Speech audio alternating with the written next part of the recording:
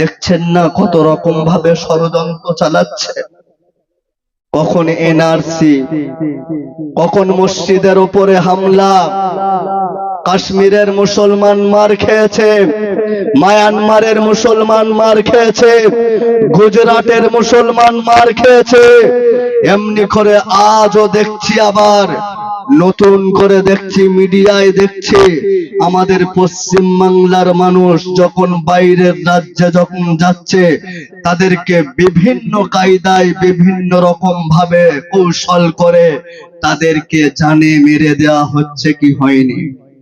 হচ্ছে না হয়নি? হচ্ছে। কখন মসজিদের ওপর হামলা, আবার নতুন করে একটা শুরু করেছে মহামারী, বলছে এসআইআর হবে। এসআইআর আপনাদের দিকে হচ্ছে না হয়নি? এই নিয়ে পুরো মুসলমান সমাজটা পেরেশান, হয়রানি পেরেশানি ছাড়ার অন্য কিছু নয়। এসআইআর কি হবে বলছে, যে সমস্ত নোটিশে আমি দেখলাম যে সমস্ত আপনার শর্তগুলি দিয়েছে সেই শর্ত অনুযায়ীও কাজ করছে না। করছে না। মুনাফিকদের মতো চরিত্র, কখন কি বলছে ঠিক নেই, অনেক রকম ভাবে কথাবার্তা পাল্টাচ্ছে। আসলে ওসব কোনো কিছু নয়। মুসলমানকে তাড়াতে হবে, মুসলমানদের পিছনে লাগতে হবে। ধর্ম নিয়ে রাজনীতি ভালো করে বোঝেন, মুসলমান ওই রাজনীতি চায় না। হিংসা বিদ্বেষ রাজনীতি মুসলমান চাই না। আমরা চাই সততার রাজনীতি, গুন্ডামি মাস্তানি করে রাজনীতি করতে চাই না। আমরা চাই মানুষের ভালোবাসার রাজনীতি। আমরা মানুষের পাশে দাঁড়িয়ে থেকে রাজনীতি করতে চাই। মানুষের, গরিব মানুষ, অসহায়ের মানুষের পেটে লাথি মেরে রাজনীতি আমরা করতে চাই না। মুসলমান চায় মানুষের মুখে আহার তুলে দেওয়ার রাজনীতি। কথা ঠিক কিনা? যে রাজনীতির মধ্যে মানবতা নাই, যে রাজনীতির মধ্যে মানুষত্ব নাই, সেই রাজনীতি আমরা চাই না। আমরা চাই সেই রাজনীতি যে রাজনীতির মধ্যে আছে মানবতা, যে রাজনীতির মধ্যে আছে মানুষত্ব। কারণ বিশ্ব নবী শিখিয়েছেন, লা ইয়ারহামুল্লাহু মান লা ইয়ারহামুন নাস, যে মানুষের উপরে দয়া করে না আল্লাহ তার উপর দয়া করে না। জাতি ধর্ম বর্ণ নির্বিশেষে, রং ভুলে গিয়ে, কালার ভুলে গিয়ে, দল ভুলে গিয়ে, জাত ভুলে গিয়ে, ধর্ম ভুলে গিয়ে মানুষ মানুষের পাশে দাঁড়াতে চায়, মানুষ মানুষকে ভালোবাসতে হবে। এটাই শিখিয়েছেন বিশ্ব নবী মুহাম্মদ সাল্লাল্লাহু আলাইহি ওয়াসাল্লাম। মানুষকে ভালোবাসো, ধর্মকে নিয়ে রাজনীতি নয়। সুতরাং বলতে চাই, এই সমস্ত চক্রান্ত যা কিছু করো, আল্লাহ তাআলা বলেন ওয়ামাকারু ওয়ামাকারাল্লাহ ওয়াল্লাহু খায়রুল মাকিরিন, সব চক্রান্ত শেষ করে দেব। কেমন রাজনীতি? মানুষ মানুষের মধ্যে বিভেদ তৈরি করছে, ধর্ম নিয়ে বিভেদ তৈরি করছে। হিন্দু মুসলমান আমরা একসাথে বসবাস করি, এবার আমরা আপনাদের এখানে নেই, একসাথেই বসবাস করি। কিছুদিন আগে আমি একটা দাওয়াতে গিয়েছি, প্রায় আপনার 5 থেকে 600 জন মেহমান এসেছে। তার মধ্যে 50% সকলে হিন্দু গায়ের কম। এর দ্বারাই কি বোঝাতে চাচ্ছি? যে আমরা হিন্দুদেরকে ভাই মনে করি, গায়ের কমকে মানুষ বলে মনে করি, তাদেরকে আমরা আহার তুলে দিই, তাদের সুখে দুঃখে বিপদে আপদে আমরা পাশে দাঁড়াই। আমরা ধর্ম নিয়ে রাজনীতি করি না। বিশ্ব নবী এটাই শিখিয়েছেন, তোমার পাশে যদি কোনো বেধর্মী, যদি অসহায় গরিব থাকে, তোমার বাড়িতে যদি গোশত রান্না করো, যদি তরকারি রান্না করো, মাছ যদি রান্না করো, মাছ যদি না দিতে পারো, অন্তত একটু ঝোলটা অন্তত তাদের বাড়িতে দিয়ে এসো। বলেছে না বলেনি? বলেছে। কিন্তু ধর্ম নিয়ে খেলা করছে। আমরা হলাম শ্রেষ্ঠ ধর্মের মানুষ। আল্লাহ তাআলা বলেন, ইন্নাদ-দীনা ইনদাল্লাহিল ইসলাম, নিশ্চয় আল্লাহর কাছে মনোনীত ধর্ম হলো কে? ইসলাম। শুধু তাই নয়, ইসলাম ধর্ম গ্রহণ করেছে, ইসলাম ধর্মের মানুষ হযরত আদম আলাইহিস সালাতু ওয়াস সালাম থেকে শুরু করে নিয়ে এমনি করে বিশ্ব নবী মুহাম্মদ আরবি সাল্লাল্লাহু আলাইহি ওয়াসাল্লামের যত উম্মত এসেছে আসবে, সবাই ইসলাম ধর্মের মানুষ। কিন্তু এইবারে আমাকে বলেন, ইসলাম ধর্মের মানুষ তো সবাই, কিন্তু তাদের মধ্যে সবথেকে শ্রেষ্ঠ উম্মত হলো যারা, তারা হলাম বিশ্ব নবী সাল্লাল্লাহু আলাইহি ওয়াসাল্লামের উম্মত। জোরে বলেন সুবহানাল্লাহ। আমরা শ্রেষ্ঠ উম্মত। যত নবী এসেছে প্রত্যেকটা নবীর কওম, প্রত্যেকটা কওমের মধ্যে শ্রেষ্ঠ কওম, শ্রেষ্ঠ উম্মত হলাম আমরা। শুধু তাই নয়, উম্মতের দিক থেকেও শ্রেষ্ঠ প্রত্যেকটা নবী। হযরত দাউদ আলাইহিস সালাতু ওয়াস সালাম, হযরত মূসা আলাইহিস সালাতু ওয়াস সালামের কাছে কিতাব পাঠানো হয়েছে, হযরত ঈসা নবী আলাইহিস সালাতু ওয়াস সালামের কাছে কিতাব পাঠানো হয়েছে, কিন্তু সবথেকে শ্রেষ্ঠ কিতাব যাদেরকেই দিয়েছে তারা হলো আমরা। জোরে বলেন সুবহানাল্লাহ। কিতাবের দিক থেকেও শ্রেষ্ঠ কিনা বলেন? কিতাবের দিক থেকেও শ্রেষ্ঠ। আমাদের কিতাবের নাম কি? আমরা যে কিতাবটা পেয়েছি এই কিতাবটার নাম কি একটু বলবেন দয়া করে? কোরআন। কি? কুরআনুল কারীম, কুরআনুম মাজিদ। এর আরেকটা নাম হলো ফুরকান। কি বললাম? ফুরকান। তো এই কোরআন আমরা পেয়েছি, আল্লাহ রাব্বুল আলামিন এই কিতাব আমাদেরকে দিয়েছেন। এই কিতাবের মধ্যে সমস্ত সব কিছু আছে। আর এটা এমন একটা কিতাব, এই কিতাব কোন মানুষের বানানো কিতাব নয়। কোন লেখক, কোন কবি, কোন পণ্ডিত, কোন দার্শনিক, কোন গবেষক, কোন লেখক, পৃথিবীর কোন মানুষ এই কিতাব রচিত করেন নাই। এই কিতাব যিনি রচিত করেছেন, এই কিতাব যিনি নাজিল করেছেন, তানজিলুম মির রাব্বিল আলামিন, একমাত্র আল্লাহ রাব্বুল আলামিনের তরফ থেকেই এই কিতাব এসেছে। কথা ঠিক কিনা? এই কিতাব এমন একটা কিতাব, পৃথিবীর আজও পর্যন্ত কোন লেখক, কোন কবি চ্যালেঞ্জ করেন নাই। আল্লাহ তাআলা বলেন, এই কিতাবের মধ্যে কোনো সন্দেহ আছে? নাই। এটা স্বীকার করেছে আজ বিশ্বের মানুষ, স্বীকার করেছে। শুধু মুসলমান নয়, ফ্রান্সের খ্রিস্টান বৈজ্ঞানিকরা তারা কোরআন ভুল ধরবে বলে কোরআন গবেষণা করলো, আরবি ভাষা শিখলো, আরবি ভাষা শিখে কোরআন গবেষণা করছে, ব্যাখ্যা পড়ছে, তাফসীর পড়ছে, মানে পড়ছে।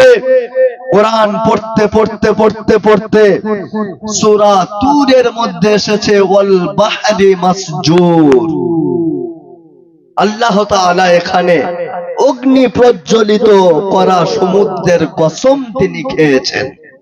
ওয়াল বাহরি মাসজুর। আল্লাহ তাআলা বলছেন যে সমুদ্রের ভিতরে আগুন জ্বলে, যে সমুদ্রের ভিতরে আগুন জ্বলে আমি আল্লাহ তার কসম খেলাম। অর্থাৎ সমুদ্রের ভিতরে যে আগুন জ্বলছে সেই আগুনের কসম আল্লাহ তাআলা খেয়েছে। ফ্রান্সের খ্রিস্টান বৈজ্ঞানিকরা এই আয়াত যখন পড়ল তাদের মাথা খারাপ হয়ে গেল। কি ব্যাপার? আগুন তো পানি পেলে তার অস্তিত্ব খতম হয়ে যায়, তার অস্তিত্ব বিলীন হয়ে যায়, শেষ হয়ে যায়, কারণ আগুন পানির কাছে থাকতে পারে পারে পারে না। যত দাউ দাউ করে আগুন জ্বলুক না কেন, কিন্তু যখন তার উপরে যখন আগুনের উপরে যখন পানি ঢালা হয়, আগুনের অস্তিত্ব খতম হয়ে যায় কি যায় না? তাহলে আল্লাহ তাআলা বলছেন ওয়াল বাহরি মাসজুর, সমুদ্রের ভিতরে আগুন জ্বলে। সমস্ত মানুষদেরকে জড়ো করলো আর ডেকে ডেকে বলতে লাগলো, এসো এসো, কোরআনকে আমরা ভুল ধরবো, কোরআনের ভুল ধরবো। তারা গোল টেবিলে আলোচনা করলো। আজ যদি সমুদ্রের ভিতরে যদি আমরা আগুন না পাই, তাহলে সারা পৃথিবীর মানুষদেরকে ডেকে ডেকে ডেকে বলবো কোরআন হলো মিথ্যা কিতাব, কোরআন সত্য কিতাব নয়, কোরআন হলো ধোঁকার কিতাব, কোরআন এটা একটা নিছক মিথ্যা ছাড়া আর অন্য কিছু নয়।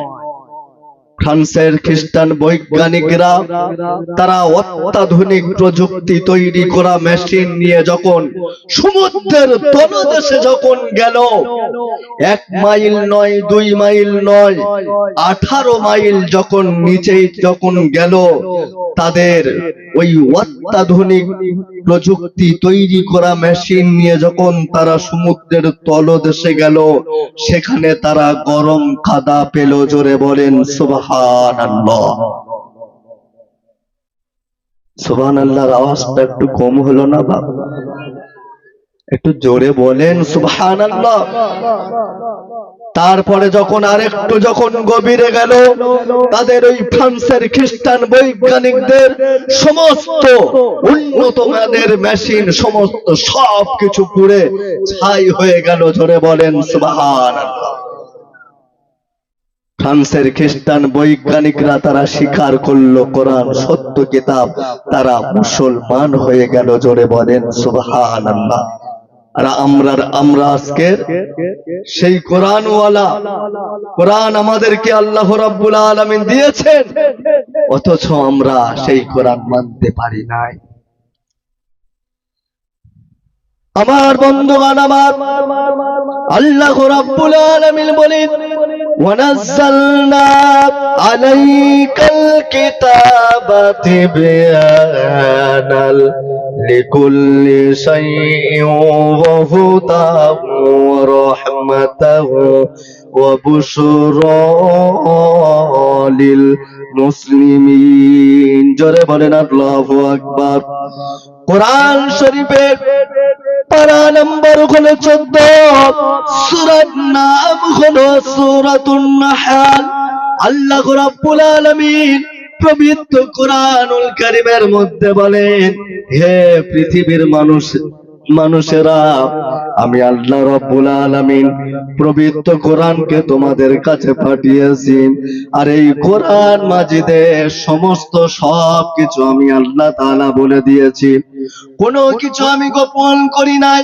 কোরআন যদি তোমরা পড়ো, কোরআন যদি তোমরা মানো, কোন নেতার কাছে যেতে যাওয়া লাগবে না, কোন মেম্বারের কাছে যাওয়া লাগবে না।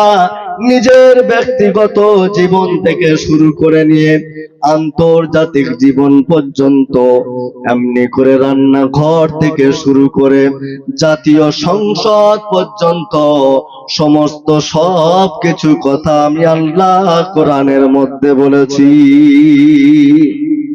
সমস্ত সবকিছু পাই টু পাই কোরআনে আমি আল্লাহ তাআলা খুলে খুলে বলেছি। মায়ের সাথে কিভাবে কথা বলবে, বাপের সঙ্গে কিভাবে কথা বলবে, একজন স্ত্রীর স্বামীর উপরে কতটা দায়িত্ব, কতটা হক স্ত্রীর উপরে আছে, এমনি করে স্বামী স্ত্রীর উপরে কতটা হক আছে, প্রতিবেশীর উপরে কতটা হক আছে, এতিমের সঙ্গে কেমন ভাবে ব্যবহার করতে হবে, সমস্ত সবকিছু কথা আল্লাহ রাব্বুল আলামিন বলেন পবিত্র কোরআনুল কারীমের মধ্যে আমি আল্লাহ রাব্বুল আলামিন সমস্ত সবকিছু বয়ান করেছি। আল্লাহ রাব্বুল আলামিন তিনি বলেন, তোমরা যদি আমার কোরআন মাজিদকে যদি তোমরা ফলো করো, তোমাদের কোনো ক্ষতি হবে না, কোনো চিন্তা থাকবে না, দুনিয়াতে কোনো ভয় থাকবে না তোমাদের। আর দুনিয়াতে তো ভয় তো তোমাদের থাকবে না, আর আখিরাতেও তোমাদের কোনো ভয় থাকবে না। কোরআনকে যদি মানতে পারো তাহলে দুনিয়াতেও কোনো চিন্তা নাই, আখিরাতেও চিন্তা নাই। ফামান তাবিআ হুদায়া ফালা খাউফুন আলাইহিম ওয়ালা হুম ইয়াহজানুন। আমার মুসলমান ভাইরা আমার, এই কোরআন এমন একটা কিতাব, আল্লাহ রাব্বুল আলামিন এই কোরআনুল কারীমে সূরাতুল বাকারা গরুর নামে একটা সূরা নাজিল করেছেন, সূরাতুল বাকারা। আবার গোটা মানব জাতির জন্য একটা সূরা নাজিল করেছেন, সূরাতুন নাস। কাফিরদের নামে একটা সূরা নাজিল করেছেন, সূরাতুল কাফিরুন। মুনাফিকদের নামে আল্লাহ রাব্বুল আলামিন সূরা দিয়েছেন, সূরাতুল মুনাফিকুন। ইযা জাআকাল মুনাফিকুনা ক্বালু নাশহাদু ইন্নাকা লারাসূলুল্লাহ। জোরে বলেন আল্লাহু আকবার। আবার আল্লাহ রাব্বুল আলামিন ছোট্ট থেকে ছোট্ট পিপিলিকার নামে সূরা নাজিল করেছেন, সূরাতুন নামাল। আবার আল্লাহ রাব্বুল আলামিন মৌমাছির নামে আল্লাহ রাব্বুল আলামিন সূরা নাজিল করেছেন, সূরাতুন নাহাল। ওয়া আওহা রাব্বুকা ইলান নাহালি আনিত্তাখিযি মিনাল জিবালি বুয়ুতান ওয়া মিনাশ শাজারি ওয়া মিম্মা ইয়ারিশুন। জোরে বলেন আল্লাহু আকবার। আল্লাহ রাব্বুল আলামিন এমনি করে মৌমাছির নামে আল্লাহ রাব্বুল আলামিন সূরা দিলেন, মাকড়সার নামে সূরা দিলেন, মুমিনদের নামে আল্লাহ রাব্বুল আলামিন সূরা দিয়েছেন। قد أفلح المؤمنون الذين هم في صلاتهم خاشعون।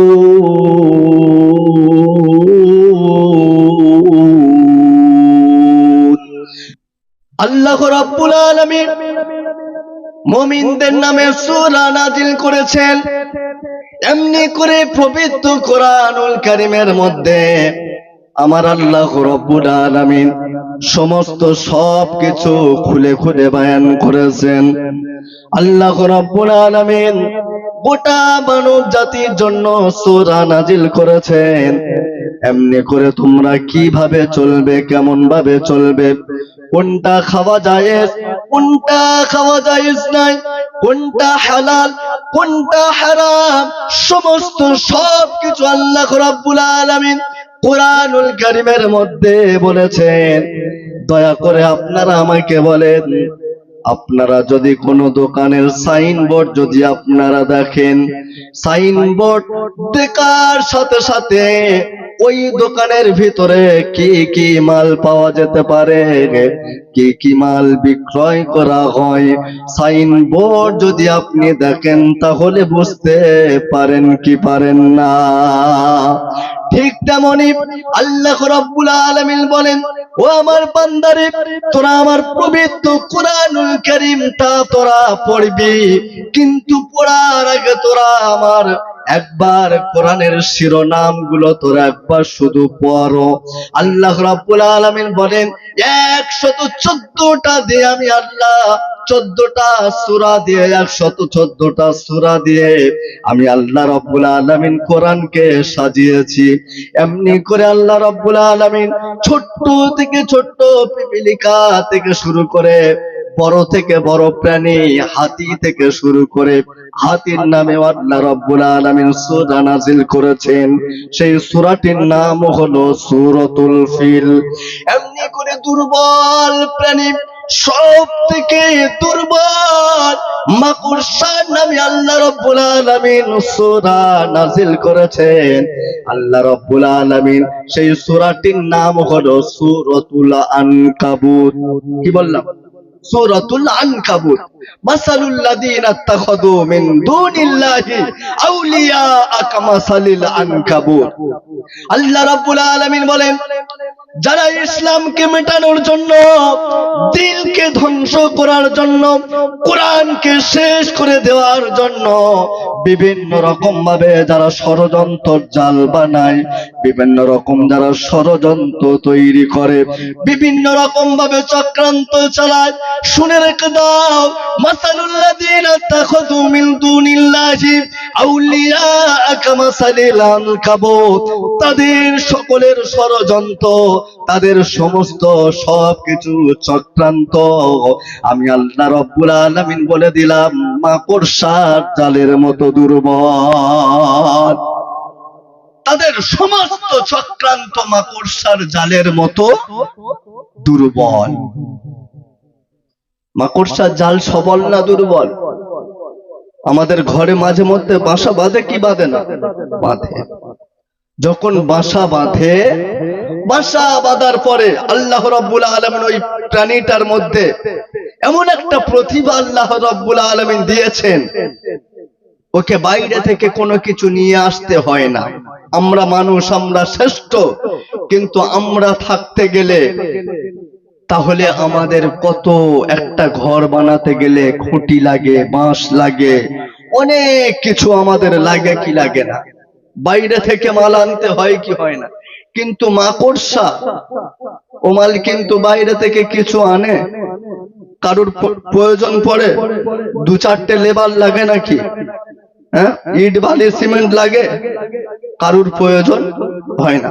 কোনো আত্মীয় স্বজনের ডাকে যে আয় একটু আমার ঘর হবে, আমি একটা বাড়ি তৈরি করছি, তো অন্তত শালাটার ডাকি বা খালাতো ভাই মামাতো ভাইয়ের ডাকি, ভাই তুমি আসো, আমি একটা বাড়ি তৈরি করব, অন্তত তুমি আমার সাথে একটু সাথ দেবে।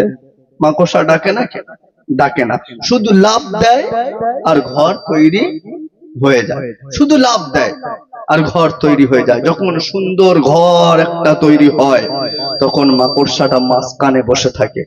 মাঝখানে বসে থাকে, বসে এমন একটা ভাব নেয় যেন বিশাল বড় হনু, বিশাল বড় হনু মাঝখানে বসে, যে আমি এমন একটা ঘর বানিয়েছি, এই ঘরে কোনো মিসাইল প্রবেশ করতে পারবে না। মিসাইল বলতে মাছি, এই ঘর ভেদ করে যেতে পারবে না, যে আসবে আটকে পড়বে।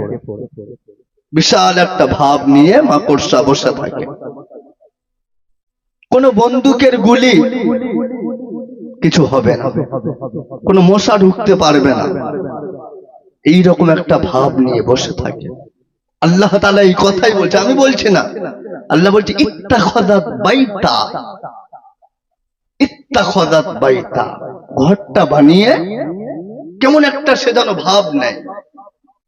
কিন্তু ওয়া ইন্না আওহানাল বুয়ুতি লাবাইতুল আনকাবুত, মাকড়সা জানে না যে তার ওই ঘরটার মতো দুর্বল আর পৃথিবীতে আর কোনো কিছু আছে নাই।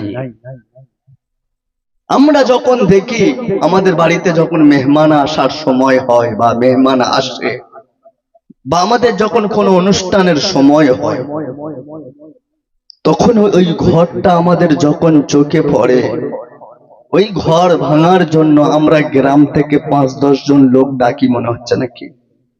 ডাকি 5-10 জন লোক ডাকি, যায় আমার ঘরে একটা মাকড়সা ঘর বেঁধেছে, ওর ঘরটা ভাঙতে হবে, এর জন্য বাইরে থেকে 10 জন লোক ডাকি নাকি? ডাকি? ডাকি। তাহলে কি করি? বড় একটা ঝাড়ু নি, খুব শক্ত দেখে, নরম নয়, শক্ত মজবুত দেখে ঝাড়ু নিয়ে আমরা সেই ঘরটা ভাঙার জন্য তৈরি হই নাকি? এরকম কোনো ব্যাপার? শক্ত ঝাড়ুর প্রয়োজন আছে? ভালো করে বোঝার চেষ্টা করেন, শক্ত ঝাড়ুর প্রয়োজন নাই। আমরা কি করি? একটা নরম তুলতুলে ঝাড়ু নিয়ে আমরা শুধু খুব জোরে আঘাত করি নাকি? শুধু একবার টেনে দিই, একবার টেনে দিই, মাল ফিনিশ। ঘর আছে? নাই। আল্লাহ রাব্বুল আলামিন এই কথাই বলছে, যারা ইসলামকে ষড়যন্ত্র করে দ্বীনকে মেটানোর জন্য, ইসলামকে মিটিয়ে দেওয়ার জন্য যারা চক্রান্ত চালাচ্ছে, কোরআনকে মিটিয়ে দেওয়ার জন্য যারা চক্রান্ত চালাচ্ছে, কিন্তু কোনোদিন পারবে না, পারবে না। তোমার মতো কত গাদ্দার, তোমার মতো কত বড় বেঈমান, তুমি তো সামান্য। তোমার মতো কত শক্তিশালী, কত গাদ্দার, কত বড় বেঈমানদেরকে আমরা শায়েস্তা করেছি, আমার আল্লাহ শায়েস্তা করেছে। দ্বীনকে কোনোদিন মেটাতে পারবে না, পারবে না। ইসলামকে মেটাতে পারবে না, পারবে না। কোরআনকে মেটাতে পারবে না, পারবে না। যতই যা ভাবে চক্রান্ত চালাও না কেন, তোমাদের সমস্ত সব কিছু চক্রান্ত হলো মাকড়সার জালের মতো দুর্বল, কথা ঠিক কিনা? সব মাকড়সার জালের মতো দুর্বল। তোমাদের চক্রান্তকে আমরা ফু দিয়ে উড়িয়ে দিই। পিছনের কথা মনে করো, আবরাহা বাদশাহ এসেছিল কাবা শরীফ ভাঙবে বলে, কাবা শরীফ ধ্বংস করতে এসেছিল না? আসেনি? এসেছে। কিন্তু আল্লাহ তাআলা বলেন, ওয়া মাকারু ওয়া মাকারাল্লাহ আল্লাহু খায়রুল মাকিরিন। ওয়া মাকারু ওয়া মাকারাল্লাহ, কাফেররা চক্রান্ত করে, কাবাকে ভাঙবে, ইসলামকে শেষ করে দেবে, ইসলামকে মিটিয়ে দেবে, দ্বীনকে মিটিয়ে দেবে। কাফেররা চক্রান্ত করে, কিন্তু আমি আল্লাহ রাব্বুল আলামিন, আমিও তাদের ব্যাপারে সিদ্ধান্ত নিই। জোরে বলেন সুবহানাল্লাহ। অন্য জায়গায় আবার বলেন, সূরা আল্লাহ রাব্বুল আলামিন আবার বলেন, ওয়ামাকারু মাকরাম ওয়া মাকারনা মাকরাম ওয়া হুম লা ইয়াশউরুন। তারা চক্রান্ত করে দুনিয়ার জমিনে বসে বসে, তাদের চক্রান্ত তারা যা করে আমি আল্লাহ আমার সব জানা আছে না নাই?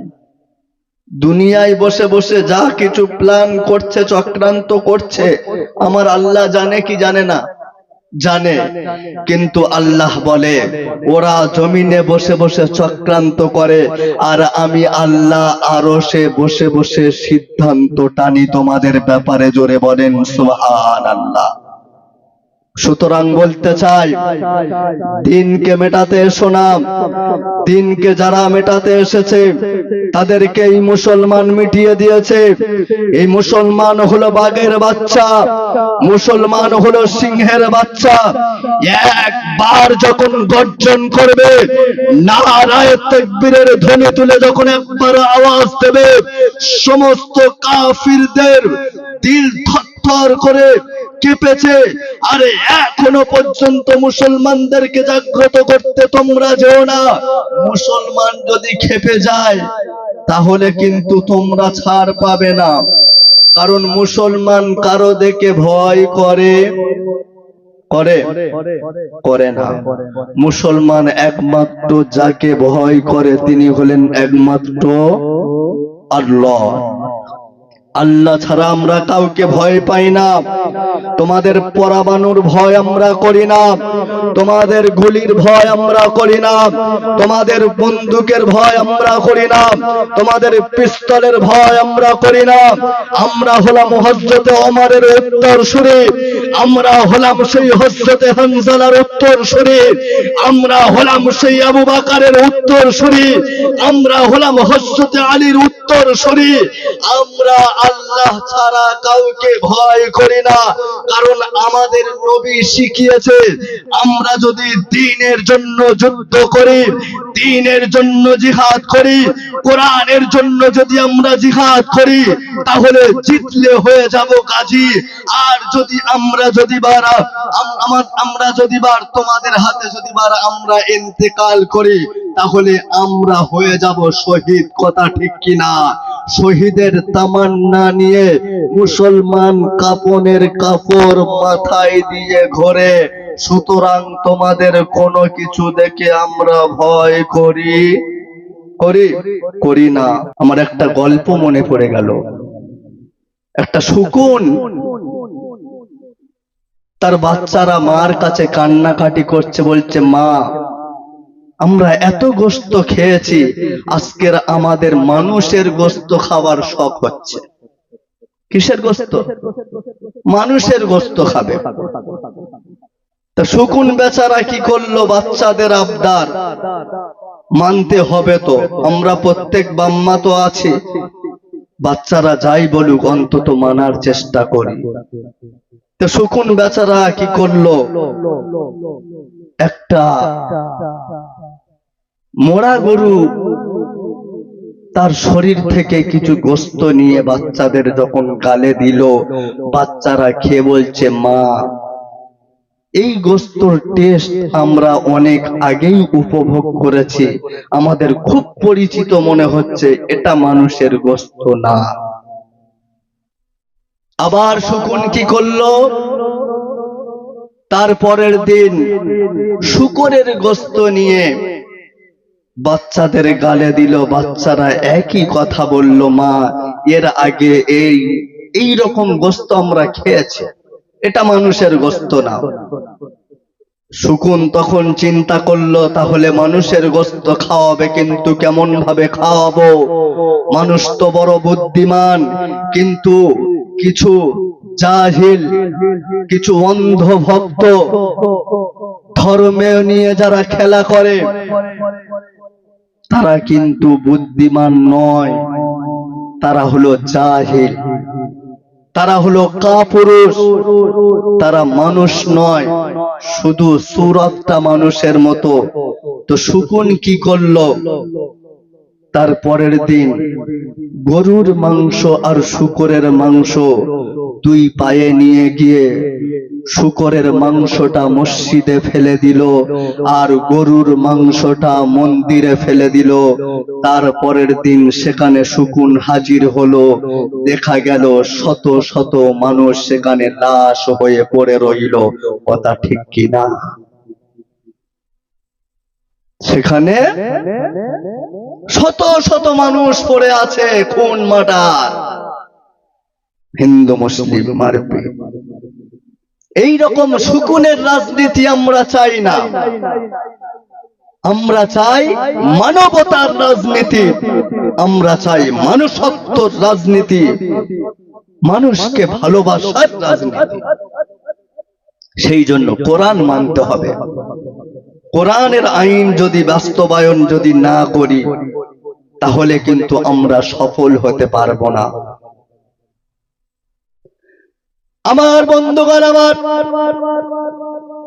এই জন্য আমাদের জীবনে, নিজের ব্যক্তিগত জীবন থেকে শুরু করে নিয়ে আন্তর্জাতিক জীবন পর্যন্ত, এমনি করে দেশ কিভাবে পরিচালনা করবে, সমাজ কিভাবে পরিচালনা করবে, রাষ্ট্র কিভাবে পরিচালনা করতে হবে, কোরআনুল কারীমের মধ্যে আল্লাহ রাব্বুল আলামিন দেশের নামেও সূরা দিয়েছেন, সূরাতুল মুলক। আল্লাহ রাব্বুল আলামিন দেশের নামে সূরা দিয়েছেন, দেশ কেমন ভাবে পরিচালনা করবে। আমার প্রিয় উপস্থিতি, কোরআনকে যদি আমরা মানতে পারি, আল্লাহ রাব্বুল আলামিন বলেন, তোমাদের কোনো ভয় থাকবে না, কোনো চিন্তা থাকবে না, সমস্ত সবকিছু চুরি, বাটপারি, চিটারি, সমস্ত সবকিছু দুনিয়া থেকে বিদায় নেবে। কারণ এই কোরআন এসেছে। কেন এসেছে? আল্লাহ রাব্বুল আলামিনকে জিজ্ঞাসা করি, ওগো রাব্বুল আলামিন, কোরআনকে কেন আমাদের কাছে তুমি পাঠিয়েছো? কিসের জন্য পাঠিয়েছো? আল্লাহ রাব্বুল আলামিন বলেন, কিতাবুন আনজালনাহু ইলাইকা লিতুখরিজান নাস মিনাজ যুলুমাতি ইলান নূর। জোরে বলেন আল্লাহু আকবার। আল্লাহ রাব্বুল আলামিন বলেন, এই কোরআন তোমাদের কাছে কেন পাঠিয়েছি শোনো। এই কোরআন পাঠিয়েছি শুধুমাত্র কেবলমাত্র অন্ধকার থেকে নিয়ে মানুষকে আলোর পথে ফিরিয়ে নিয়ে আসার জন্য। মানুষ যেন অন্ধকার থেকে সরে আসে, মানুষ যেন অন্ধকার থেকে ফিরে আসে, মানুষ যেন আলোর পথে যেন চালিত হয়, সেই জন্য কোরআনকে আমি আল্লাহ রাব্বুল আলামিন নাজিল করেছি। অন্ধকার থেকে নিয়ে আলোর পথে ফিরিয়ে আসার জন্য। অন্ধকার কি? অন্ধকার মানে হলো সুদ, অন্ধকার মানে হলো ঘুষ, অন্ধকার মানে হলো ধাপ্পাবাজি, অন্ধকার মানে হলো চিটিংবাজি, অন্ধকার মানে হলো লুণ্ঠন, অন্ধকার মানে হলো হাইজ্যাক, অন্ধকার মানে হলো জেনা, অন্ধকার মানে হলো ব্যভিচার। আপনারা দয়া করে বলেন, এই সমাজে আজও পর্যন্ত মারামারি কাটাকাটি থেকে শুরু করে হাইজ্যাক লুণ্ঠন থেকে শুরু করে এমনি খুনোখুনি পেটাপেটি আছে না নাই? এই সমস্ত অন্ধকার আছে না নাই? ভাই ভাইয়ে মারামারি, ভাই ভাইয়ে খুনোখুনি, বাপ বেটায় রক্তে রক্তাক্ত হচ্ছে, এই রকম ঘটনা, এই রকম অন্ধকার সমাজে আছে না নাই? আছে। কেন আছে? কোরআন আমরা মানতে পারি নাই। কোরআন যদি আমরা আমাদের জীবনে বাস্তবায়ন করতে পারতাম, আল্লাহর কসম করে বলছি, আজ আপনার সাংসারিক জীবনে, আজ আপনার পারিবারিক জীবনে, আজ আপনার যদি সামাজিক জীবনে সমস্ত জায়গায়, সংসদ থেকে শুরু করে পার্লামেন্ট থেকে শুরু করে সমস্ত জায়গায় যদি কোরআন যদি কোরআনের আইন যদি বাস্তবায়ন হতো, তাহলে পৃথিবীতে সমস্ত রকমের খুন খারাপি থেকে শুরু করে হাইজ্যাক লুণ্ঠন, এমনি করে চিটারি বাটপারি সমস্ত সব কিছু দূর হয়ে যেত কি যেত না? কিন্তু আজকে আমরা কোরআনের আইন মানি নাই। ধরে নেন আপনাদের গ্রামে আবু মুসার বাড়িতে আগুন লেগেছে, আবু মুসা চিৎকার করছে, বাঁচাও বাঁচাও বাঁচাও বাঁচাও বাঁচাও, আমার ঘরে আগুন লেগেছে। আবু মুসার বাড়ির কাছে একটা ছিল পেট্রোল দোকান। পেট্রোলওয়ালা মনে মনে করলো, আবু মুসার বাড়িতে আগুন লেগেছে, আমার কাছে তো পানি নাই, আমি 1 ড্রাম পেট্রোল দিয়ে আগুন নেভানোর জন্য সহযোগিতা করি। পেট্রোলওয়ালা 1 ড্রাম পেট্রোল নিয়ে আগুনের মধ্যে ফেলে দিল। তার কিছু দূরে একটা বাড়ি ছিল, সেই বাড়িওয়ালার কাছে ছিল ডিজেল, তার ছিল ডিজেলের দোকান। ডিজেলওয়ালাও মনে মনে করলো, আমার কাছে তো পানি নাই, আমি অন্তত 1 ড্রাম ডিজেল দিয়ে সাহায্য করি আগুন নেভানোর জন্য। আর একটা ভাই ছুটে আসলো আগুন নেভানোর জন্য, খড় নিয়ে সহযোগিতা করছে আগুন নেভানোর জন্য। আপনারা উদয়রামপুরের মানুষ, বুদ্ধিজীবী মানুষ, আপনারা বুঝে থাকলে বলেন, পেট্রোলওয়ালার পেট্রোল দিয়া, ডিজেলওয়ালার ডিজেল দিয়া, খড়ওয়ালার খড় দিয়ে আগুন কোনদিন নেভানো সম্ভব? কোনদিন আগুন নেভানো সম্ভব নয়। আগুন নেভাতে গেলে পানির দরকার, পানির প্রয়োজন। ঠিক তেমনি ডিজেলওয়ালা ডিজেল দিয়ে, পেট্রোলওয়ালার পেট্রোল দিয়ে যেমন আগুন নেভানো সম্ভব নয়, ঠিক তেমনি মানুষের তৈরি করা আইন এবং আমাদের নিজের খাতা কলমে, নিজের মন অনুযায়ী তৈরি করা আইন নিয়ে যদি আমরা দেশ পরিচালনা করি, আমরা আমাদের মতো যদি চলি, তাহলে কিন্তু আমাদের সমাজে শান্তি ফিরে আসবে না। এই আগুন যত দিন যাবে আরো তত দাউ দাউ করে জ্বলবে, কথা ঠিক কিনা? ওই জন্য কোরআনের পথে ফিরে আসুন, কোরআনকে ফলো করো, কোরআনকে ফলো করতে হবে। আমার প্রিয় উপস্থিতি, গভীর মনোযোগ দিয়ে শোনো ও উদয় রামপুরের বাসী ভাইরা, ভালো করে শোনো। আল্লাহ রাব্বুল আলামিন পবিত্র কোরআনুল কারীমের মধ্যে বলেন, ও দুনিয়ার মানুষেরা, কোরআনকে তোমরা মেনে নাও। কোরআনকে আমি আল্লাহ রাব্বুল আলামিন নাযিল করেছি।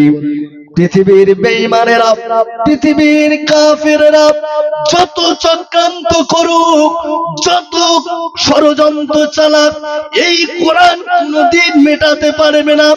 কিছুদিন আগে আপনার কিনা ওই জানোয়ার ওয়াসিম সরকার বেজন্মা, বাপের ঠিক নাই, মিডিয়ায় শুনেছেন না শোনেন নাই? ওয়াসিম সরকার বলছে, ওই গোবরখোর আর মুতখোরের বাচ্চাকে আমি বলছি মিডিয়ার মাধ্যমে, আমাদের কোরআন নিয়ে কটূক্তি করেছে। বলছে মুসলমান ধর্মে যে আসল কোরআন সেটা নাকি বদরের যুদ্ধে পুড়ে ছাই হয়ে গেছে, আর এখন যে কোরআনটা মুসলমানদের ঘরে পাওয়া যায়, এই কোরআন নাকি 27 জন শয়তান মিলে লিখেছে। জোরে বলেন নাউজুবিল্লাহ। মুসলমান ঘুমিয়ে থাকলে হবে না, প্রতিবাদ করতে হবে, প্রতিবারের ঝড় তুলতে হবে। আজ থেকে সমস্ত রং ভুলে গিয়ে তবলিগ জামাত নয়, ফুরফুরা নয়, আহলে হাদিস নয়, বেরেলি নয়, সমস্ত দল ভুলে গিয়ে, সমস্ত রং ভুলে গিয়ে, সমস্ত কালার ভুলে গিয়ে ঐক্য হতে হবে, তবে আমরা বাঁচতে পারবো।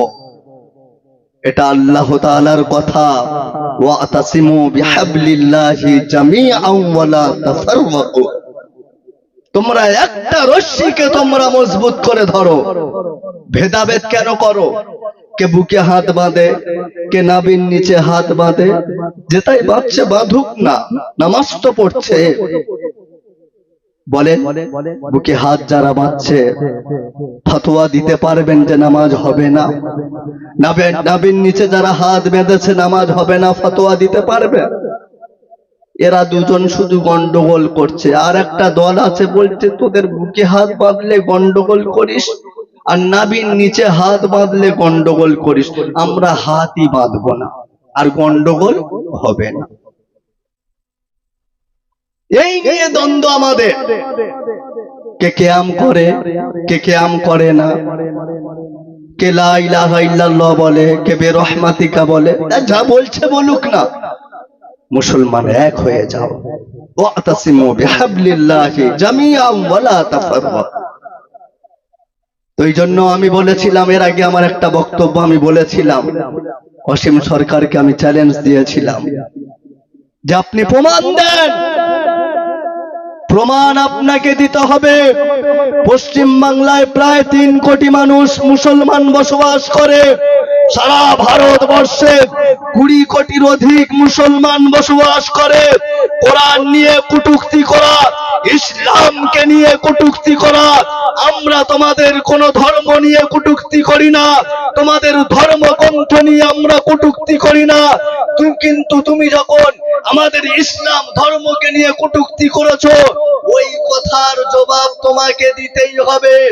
যদি না দিতে পারো, এই ভারতবর্ষের 20 কোটির অধিক মুসলমান যে জবান থেকে বলেছো, যে জিহ্বা থেকে বলেছো, এই মুসলমানের বাচ্চা, এই হযরত ওমরের উত্তরসূরিরা, এরা তোমার ওই জিহ্বাটাকে টেনে ছিঁড়ে রাস্তার কুত্তাকে দিয়ে খাইয়ে দেবে। জোরে বলেন ঠিক কিনা? মুসলমান পারে? পারে না? না, মুসলমান পারে। এবার পারি না? পারি আমরা। ওই জন্য বাপ এক হতে হবে।